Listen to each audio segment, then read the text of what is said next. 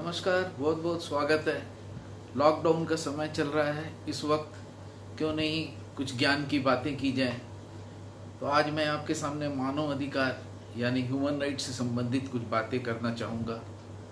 ये कड़ी का पहला आज दिन है, क्योंकि वीडियो बहुत शॉर्ट में बनाना चाहता हूँ। ज़्यादा बड़ा हो जाने से लोग देखते नहीं हैं। सबसे ज़रूरी बात मैं ये बताना चाहूँगा आपको कि मैं बड़ा बाजार के दो नामी स्कूल श्री महेश्वरी विद्यालय एवं टाटिया हायर सेकेंडरी स्कूल में उच्च माध्यमिक सेक्शन में अंग्रेजी का शिक्षक रहा हूँ। साथ ही साथ मैं राइटर भी रहा हूँ। अंग्रेजी व ग्रामर और कंपोजिशन का किताब भी लिख चुका हूँ। उसके साथ साथ थोड़े समय के लिए मीडिया से भी जुड़ा था, इलेक्ट्रॉनिक और प्रिंट मीडिया से।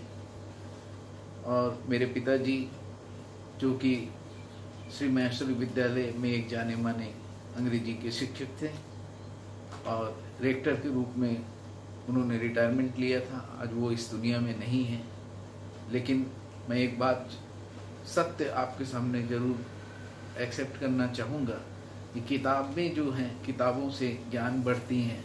लोग किताबों से बहुत कुछ जानकारियाँ हासिल करते हैं, लेकिन हम लोग अपने पिताजी के पास बैठकर उनके साथ समय बिताकर उनसे जो ज्ञान प्राप्त किए वो शायद किताब में भी नहीं मिलेगा। मानव अधिकार के विषय में अगर बात किया जाए तो मानव अधिकार जो है वो 10 दिसंबर 1948 में यूएन द्वारा वो सबसे पहले इम्प्लीमेंट किया गया, सबसे पहले प्रभाव में लाया गया। मैं मानव अधिकार यानी ह्यूमन राइट्स का डेफिनेशन भी आपके सामने दे देता हूँ। Human rights are the basic rights and freedom that belong to every person in the world from birth until death. The rights are enjoyed by since birth.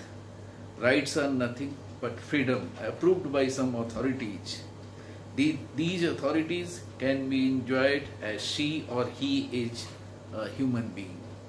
यानी कि कोई जन्म लेता है, जन्म लेते ही उसको उसका अधिकार प्राप्त हो जाता है। अब ये अधिकार देगा कौन, ये सबसे बड़ी बात है। तो इस एक अधिकार का, उनके अधिकारों का बचाव करने के लिए, उनके अधिकारों का संरक्षण करने के लिए और उनको अधिकार देने के लिए विभिन्न जगहों पर कमीशन बनाया गया है। जैसे राज्य में West Bengal human right commission है। इसके अलावा राष्ट्रीय स्तर पर नेशनल ह्यूमन राइट्स कमीशन है। इसके अलावा यूएन है, यूनाइटेड नेशन। आप कोई भी समस्या हो, आप West Bengal human right commission में जा सकते हैं या नेशनल ह्यूमन राइट कमीशन में जा सकते हैं। आप वहाँ पर अपनी समस्याओं को चिट्ठी के द्वारा लिखकर आप बता सकते हैं। सबसे ज़रूरी बात आपको जानकारी ये रखनी है कि West Bengal human rights commission हो या नेशनल ह्यूमन राइट्स कमीशन हो, इनके जो कर्मचारी होते हैं ये पूरी तरह से सरकारी होते हैं। यानी कि मैं या कोई और गैर सरकारी लोग वो इससे संबंध नहीं रख सकता है।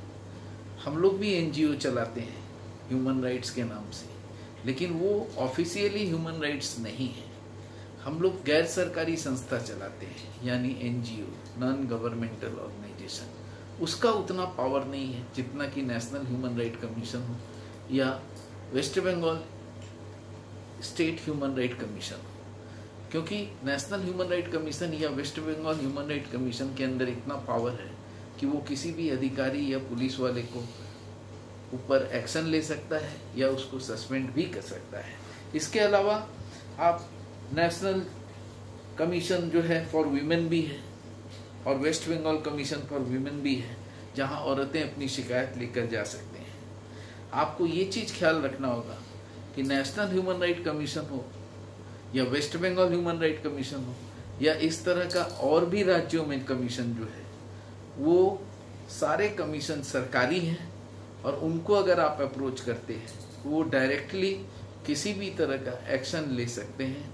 वो किसी को सस्पेंड कर सकते हैं, किसी के ऊपर पेनल्टी लगा सकते हैं या किसी भी तरह का एक्शन लेने के लिए वो बाध्य हैं, क्योंकि उनके जितने भी कर्मचारी हैं वो आईएएस से लेकर आईपीएस से लेकर या और अधिकारी हैं, वो सारे सरकारी कर्मचारी हैं। लेकिन जो एनजीओ हम लोग चलाते हैं, हम लोग सरकारी कर्मचारी नहीं हैं और हमारे अंदर इतना पावर नहीं है कि हम किसी को सस्पेंड कर पाएँ या किसी को ऊपर हम एक्शन ले पाएँ, स्टेप ले पाएँ। हाँ, हम रिकमेंड कर सकते हैं, हम रास्ता दिखा सकते हैं, हम कंप्लेन कर सकते हैं।